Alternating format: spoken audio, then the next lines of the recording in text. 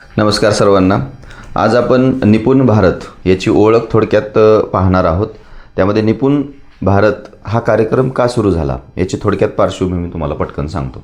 26 August 2014 रोजी बडे भारत बडे भारतची स्थापना करण्यात आली आणि त्याचा मूळ उद्देश असा होता की प्रारंभिक वाचन, आकलनासहित लेखन आणि प्रारंभिक गणित ह्या 3 गोष्टींना धरून बडे भारत सर्व शिक्षा अभियानांतर्गत सुरू करण्यात आला.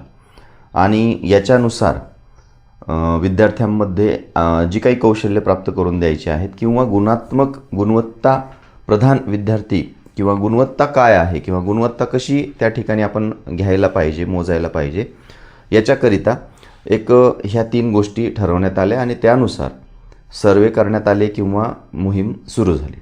मग बडे भारतचं यश बघण्यासाठी त्या ठिकाणी एक अहवाल, आता जागतिक बँक काय करत असते, प्रत्येक देशातील एज्युकेशन सेक्टरमध्ये ती एक MOU त्या देशासोबत केलेला असतो. त्याच्यानुसार त्यांना ती एक फंडिंग ऑर्गनाईज करत असते आणि त्यामुळे जागतिक बँक जे आहे ही त्या ठिकाणी अहवालसुद्धा मागवत असते किंवा ती सर्वे करून अहवाल देत असते. तर प्राथमिक शिक्षणाच्या बाबतीमध्ये जागतिक बँकेने असा अहवाल दिला की जवळपास 53% विद्यार्थी हे अध्यापनाच्या प्रारंभिक क्षमता ज्या आहेत त्याच्याशी ग्रस्त आहेत. मग या प्रारंभिक क्षमता ज्या आहेत या प्रारंभिक क्षमतेमध्ये संख्याज्ञान असेल किंवा पायाभूत साक्षरता असेल या गोष्टी आहेत आणि त्या सर्वात महत्त्वाच्या गोष्टी ह्या कशाशी रिलेटेड आहेत तर या वाचनाशी रिलेटेड आहेत. मग हे प्रारंभिक वाचन असेल किंवा आकलनासहित लेखन असेल किंवा प्रारंभिक गणित असेल, यावरती जो अहवाल आला यानुसार 53% विद्यार्थी जे आहेत हे त्या ठिकाणी काय झालेली होती, अध्यापन क्षमता प्राप्त करण्यापासून वंचित राहिलेली होती. मग 2017मध्ये आपल्या शिक्षण विभागामध्ये सर्वे झाला. त्यामध्ये सुद्धा असं आढळून आलं की जवळपास 47% विद्यार्थी जे आहेत हे इयत्ता 3री पर्यंत अध्ययन क्षमता प्राप्त करण्यात आलेली आहेत त्यांनी पायाभूत साक्षरतेच्या बाबतीतल्या. आणि जवळपास 8वीमधील विद्यार्थी आहेत यांची तर परिस्थिती फारच वाईट दाखवली त्यामध्ये, की म्हणजे त्यांना वाचन करताना सुद्धा येणाऱ्या अडचणी किंवा गणितामधील ज्या काही मूलभूत गोष्टी आहेत त्यासुद्धा येत नव्हत्या. असं प्रमाण जवळपास 40% आढळून आलं. म्हणजे 40%च विद्यार्थी त्या ठिकाणी कॅपेबल ठरले, म्हणजे करू शकत होते. म्हणजे विचार करा, याची निगेटिव्ह गोष्ट अशी आहे की 60% मुलांना ते येत नव्हतं आणि 53%, 47 म्हणजे 47 जणांना येत होतं, 47% म्हणजे 53% मुलांना येत नव्हतं. मग या गोष्टी कुठेतरी एक चिंताग्रस्त आपल्याला दिसून आल्या आणि याचनुसार 2020मध्ये जे काय म्हणतो आपण त्याला, राष्ट्रीय शैक्षणिक धोरण जे आखण्यात आलं त्यामध्ये सुद्धा त्यांचा अभ्यास करत असताना त्यांनीसुद्धा अहवालात नमूद केलं की भारत देशामधील जवळपास 5 कोटी विद्यार्थ्यांना बेसिक ज्या गोष्टी आहेत, मूलभूत क्षमता ज्या आहेत ह्या प्राप्त नाही आहेत. आणि ही एक चिंतेची गोष्ट आहे. त्यामुळे लवकरात लवकर कुठली तरी गोष्ट आपल्याला काहीतरी सुरू करावी लागेल आणि हे प्रमाण खोडून काढावं लागेल.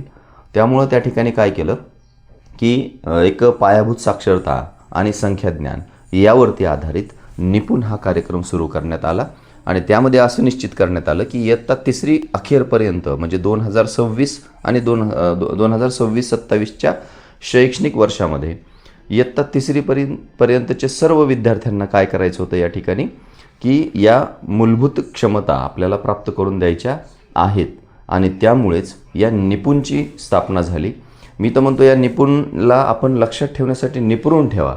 निपुण का तर नॅशनल इनिशिएटिव्ह आहे हा प्रोफिशियन्सी विथ रीडिंग अँड त्या ठिकाणी एक प्रोफिशियन्सी रीडिंग, त्याच्यामुळं मी त्या निपुणमध्ये निपुण हा शब्द वापरला.